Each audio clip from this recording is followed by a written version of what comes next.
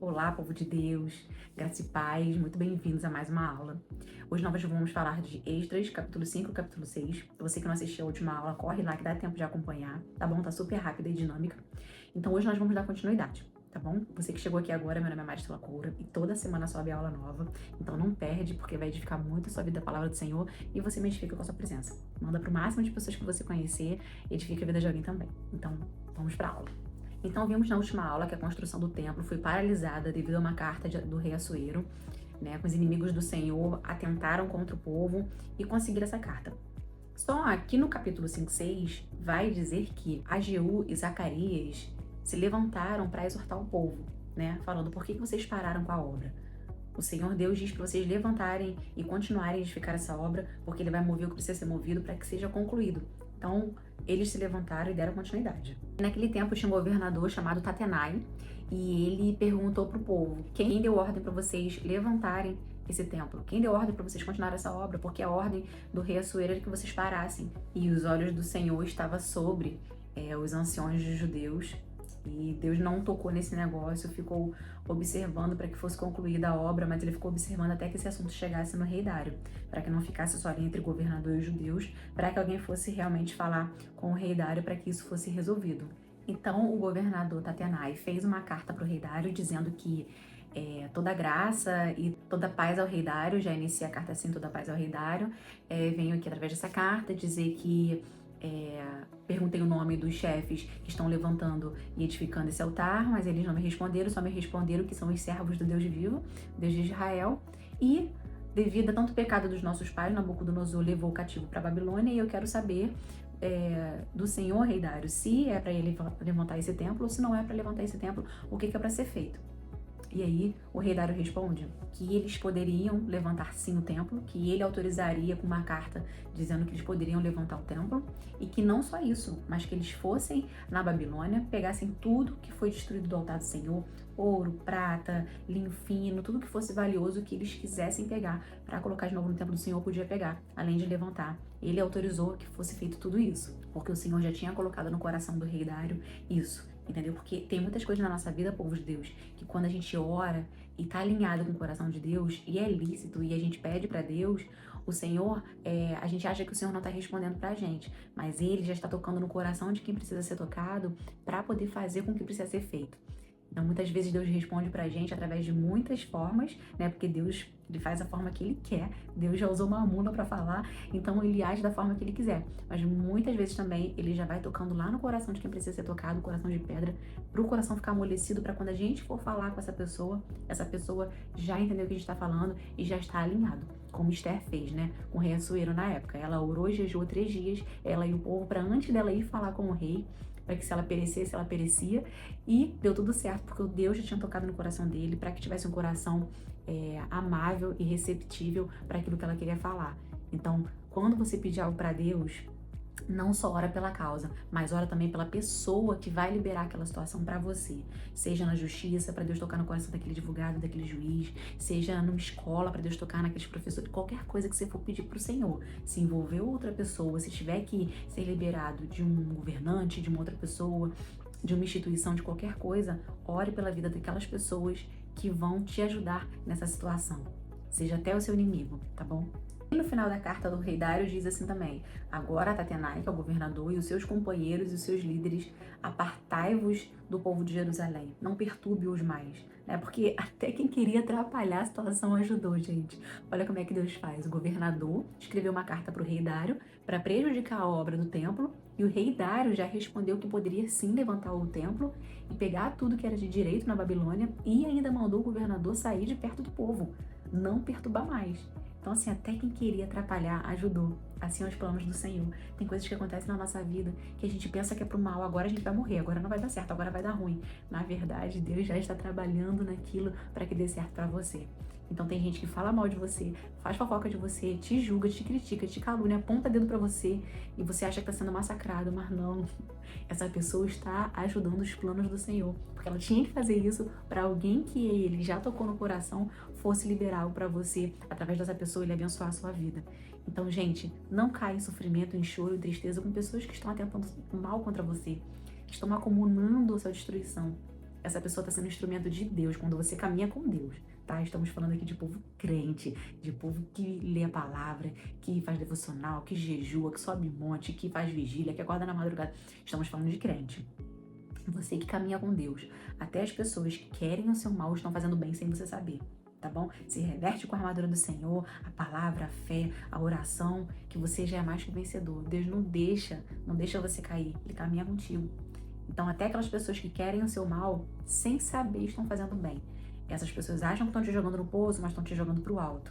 E mesmo que você caia no poço, lembra de José, do Egito, que foi jogado no poço pelos irmãos e depois virou governador sobre todos eles? Então, gente, você caminha com Deus. Você caminha com Deus e você é mais que vencedor. Então, eles conseguiram levantar o templo e lá eles começaram a fazer sacrifícios para o Senhor pacíficos, holocaustos e oferecendo coisas para o Senhor. E aí também, aqui no capítulo 6, versículo 10, diz que para que ofereçam sacrifícios de cheiro suave a Deus dos céus e orem pela vida do rei de seus filhos.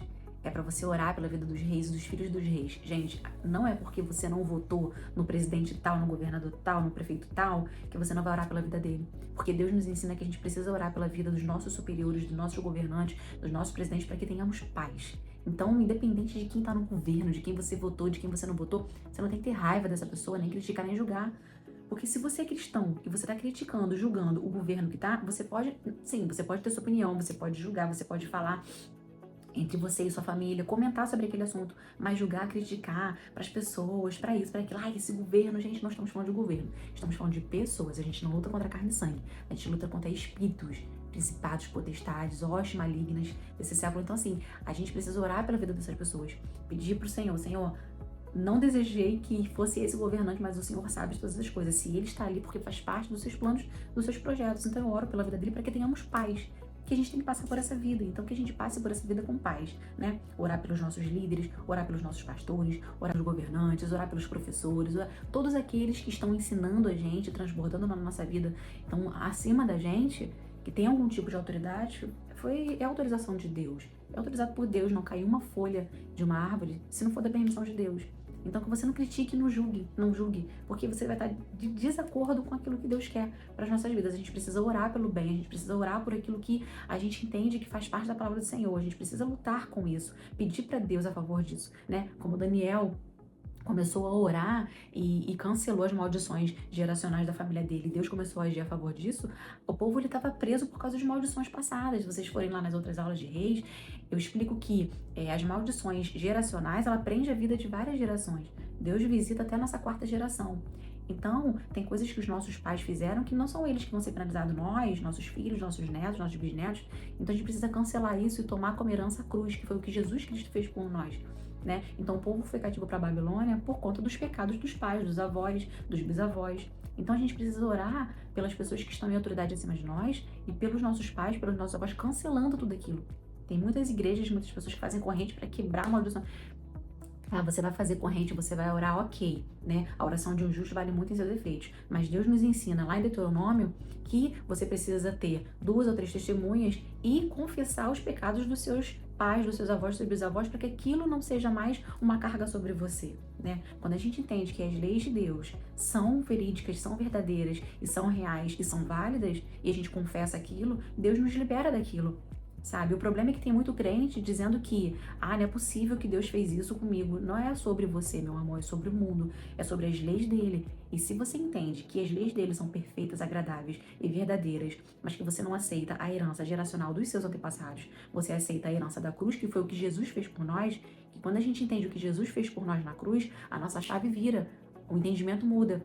Então, como diz o Senhor, o meu povo perece por falta de conhecimento. Se você não tem conhecimento, se você não vai em Deuteronômio, leu as leis do Senhor para a nossa vida, porque não invalida. A vinda de Jesus Cristo é uma nova aliança conosco, mas não invalida as leis do Senhor. Então, se você não entende, não conhece a palavra de Deus, se você não estudou Deuteronômio, se você não aprendeu lá as leis do Senhor que funcionam e que são válidas eternamente, você está padecendo ou perecendo por falta de conhecimento. Então, seja um crente de mente aberta, seja um crente que lê a palavra, seja um crente que estuda, que mergulha e que aceita as leis do Senhor. E você vai viver uma vida, não só nessa, mas na vindoura, em abundância e próspera e portas abertas em todas as áreas da sua vida. Porque o que Deus tem para você já está disponível para você, mas você precisa acessá-lo. confessando, se arrependendo, não só dos seus pecados, mas dos seus antepassados também. Vai virar chave na sua vida e você vai ver um romper. Então, no 6º ano do rei Dário, né, ali no 3º dia do mês de Adar, o mês de Adar no calendário judaico é entre fevereiro e março. Então, entre fevereiro e março, eles conseguiram concluir os alicerces do templo, levantaram o templo, pegaram tudo, colocaram de volta, e foi uma grande festa, e o povo se purificou, e eles comemoraram a Páscoa, comemoraram a festa dos pães asmos, e deu tudo certo, e ficou tudo maravilhoso, tudo lindo, tudo legal, e acabou o capítulo 6, e acabou essa aula. Na próxima aula a gente vê do 7 em diante, e a gente dá continuidade ao que aconteceu no livro de Esdras, tá bom? Então você fica por aqui, já sobe a aula nova, ativa o sininho pra você não perder nenhuma aula, papel e caneta na mão, se você tiver como fazer o devocional junto comigo. Se você não tiver como fazer, vai ouvindo e vai meditando sobre o que foi falado, que Deus é bom o tempo todo. Quando a gente entende muitas coisas que Deus quer pra gente, a gente vira a chave, a gente começa a ter um olhar clínico sobre o amor de Deus sobre nós. Porque a verdade é que Deus é amor, mas Deus também é fogo consumidor. Ele ama, mas ele exorta aqueles que amam também. E ele lança fora os inimigos para que eles não venham atentar sobre os filhos dele. Tá bom? Então, graça e paz, um beijo grande, fica com Deus e até a próxima aula. Tchau, tchau.